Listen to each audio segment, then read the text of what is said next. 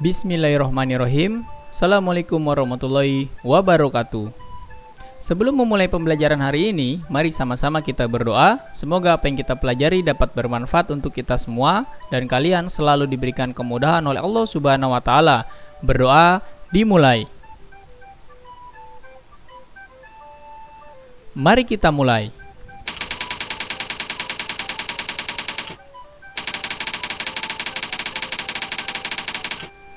Tema 2, Persatuan dalam Perbedaan. Subtema 1, Rukun dalam Perbedaan. Pembelajaran ke-6. Yang pertama kita akan mempelajari muatan bahasa Indonesia tentang menuliskan informasi penting dalam teks sejarah.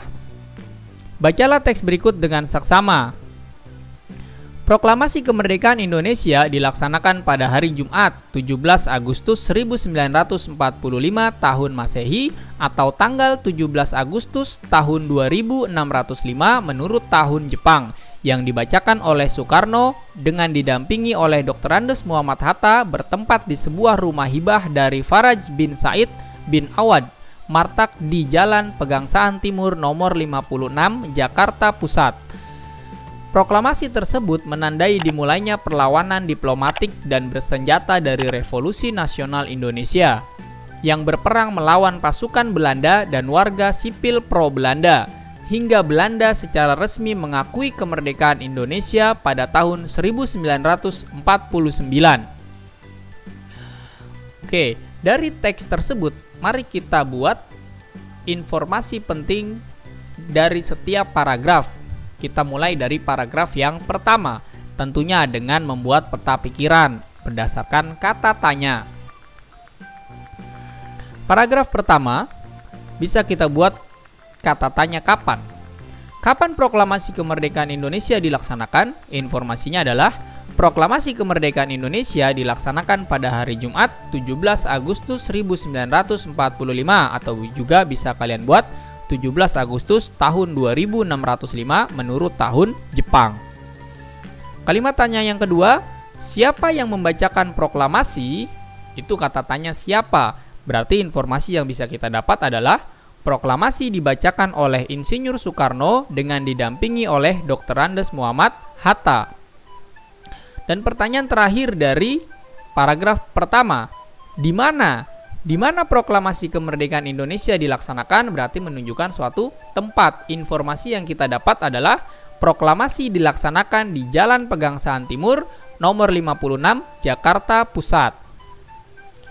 Sekarang kita beralih ke paragraf yang kedua. Kalimat tanya yang bisa kita buat adalah kata tanya bagaimana, menanyakan proses.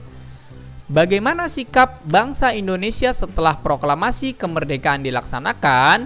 Jawabannya atau informasi yang nanti kita peroleh adalah bangsa Indonesia memulai perlawanan diplomatik dan berperang melawan pasukan Belanda dan warga sipil pro-Belanda atau yang mendukung Belanda hingga Belanda secara resmi mengakui kemerdekaan Indonesia pada tahun 1949.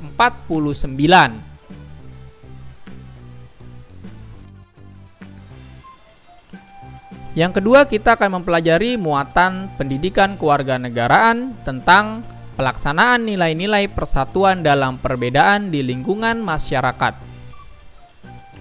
Berikut ini merupakan contoh kegiatan pelaksanaan nilai-nilai persatuan dalam perbedaan di lingkungan masyarakat.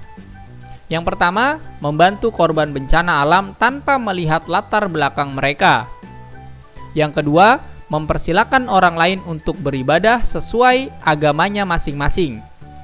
Yang ketiga, membantu tetangga yang kesulitan meskipun berbeda suku atau agama. Sekarang adalah beberapa manfaat yang dapat kita peroleh jika kita menerapkan nilai-nilai persatuan dalam perbedaan di masyarakat. Kehidupan bermasyarakat tentunya akan menjadi aman, tentram, dan damai. Lalu masalah lebih cepat terselesaikan karena semua masyarakat dapat bersatu. Kemudian lebih banyak pendapat yang disampaikan ketika bermusyawarah.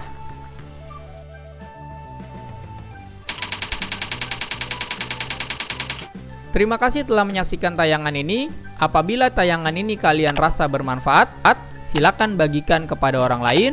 karena berbagi ilmu itu merupakan pahala. Kurang lebihnya mohon maaf. Wassalamualaikum warahmatullahi wabarakatuh.